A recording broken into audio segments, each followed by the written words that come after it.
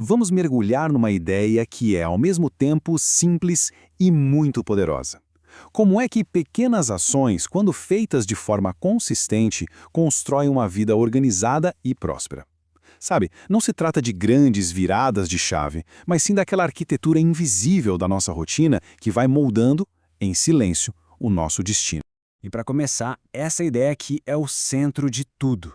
Ela meio que desafia o que a gente costuma pensar sobre grandes mudanças. A fonte que estamos analisando defende que o nosso destino não é construído naqueles momentos super dramáticos, sabe? Mas sim na repetição quase monótona de pequenos hábitos. A intenção sozinha, por mais nobre que seja, não muda nada. A rotina, essa sim tem poder. Bom, primeiro de tudo, a gente precisa entender de onde vem o caos. A fonte sugere que a maioria das pessoas falha em se organizar porque diagnostica a causa do problema de forma errada. O que estamos combatendo, na verdade, não é o que parece ser. E olha só que interessante essa mudança de perspectiva. A desorganização não é vista como falta de tempo, mas como falta de autoridade. Um comando claro sobre a própria vida. A fonte faz uma analogia muito poderosa com o livro de Gênesis, onde a primeira ação do Criador foi colocar ordem, separar a luz das trevas. A lição é clara: onde existe confusão, a prosperidade simplesmente não consegue florescer. E isso, claro, nos leva ao próximo ponto que é fundamental. A ordem começa na mente. A organização que a gente tanto busca não é só sobre ter uma prateleira arrumada, mas sim sobre ter clareza por dentro. A verdadeira batalha pela ordem acontece aqui, no campo de batalha da mente. E essa frase ilustra o conceito de uma forma brilhante. Se a mente está em guerra, o nosso ambiente vai ser um campo de batalha. Não tem como escapar. A vida externa é só uma sombra, um reflexo do que acontece no nosso mundo interior. O caos não é um estado natural. Ele é um produto da nossa negligência interna. Aqui, o pesquisador do subconsciente Joseph Murphy nos dá a chave. Ele argumenta que a nossa mente subconsciente não entende muito bem intenções vagas, desejos soltos. Ela responde à repetição, a comandos claros dados dia após dia. É por isso que os hábitos são a linguagem que o subconsciente entende e, mais importante, obedece. Então a pergunta é: como a gente emite esses comandos? É aqui que a teoria vira prática. A fonte nos apresenta 10 hábitos. E eles são simples, sabe? Quase ridículos de tão simples. Mas funcionam como os comandos que programam a ordem interna e, por consequência, a externa. Bora mergulhar neles. Os 2 primeiros hábitos são para ajustar, digamos, o sistema operacional da mente para o dia. O primeiro é sobre direção. A ansiedade moderna, muitas vezes, é só energia sem um destino claro. Definir um objetivo para o dia funciona como um filtro para todo o ruído. O segundo é higiene verbal. As palavras que a gente repete mentalmente programam o subconsciente para criar aquela realidade. É muito poderoso. Agora, vamos ao terceiro hábito.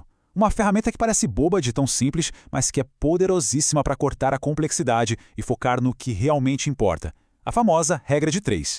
O ponto crucial aqui é que o poder não está na quantidade de tarefas que a gente faz, mas na qualidade das tarefas essenciais. Muita gente falha porque cria listas de tarefas impossíveis. Ao focar em apenas 3 ações principais, a chance de sucesso aumenta muito, e isso, por sua vez, constrói a autoconfiança. No fim das contas, a simplicidade é uma forma de sabedoria. O quarto hábito é sobre construir confiança de dentro para fora. Cada pequena promessa cumprida, como arrumar a cama ou beber um copo d'água, é um voto de confiança que vai se acumulando. Essa microfidelidade constrói a base para as grandes conquistas. Já o quinto hábito conecta o interno com o externo. Um ambiente caótico força o cérebro a gastar uma energia preciosa só para filtrar o ruído visual. Organizar o espaço ao redor não é sobre estética, é um ato de respeito ao próprio foco. Avançando para os fundamentos, o sexto hábito é o silêncio intencional.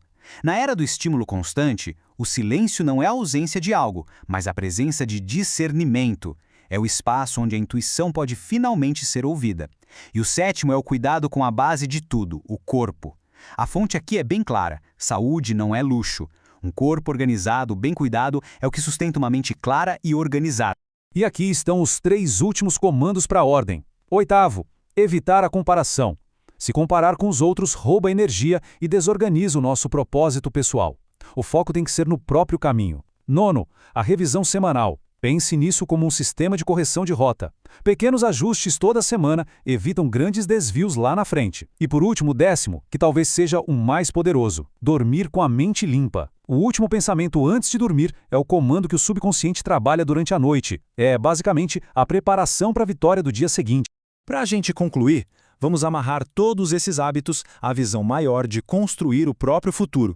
Não se trata de uma mudança radical da noite para o dia, mas sim da arquitetura paciente da vida. Essa citação de Napoleão Hill resume perfeitamente a tese central de tudo isso. A vida que se deseja não é um milagre distante, é o resultado matemático de rotinas diárias. A constância de pequenos, e às vezes até chatos, movimentos é o que constrói um grande destino. E assim, a gente termina com essa reflexão. Organizar a vida não exige que alguém se torne outra pessoa, mas que se torne mais fiel à pessoa que já prometeu ser. A questão que fica não é se a mudança é possível, mas sim qual desses pequenos comandos de ordem será o ponto de partida para construir um novo futuro.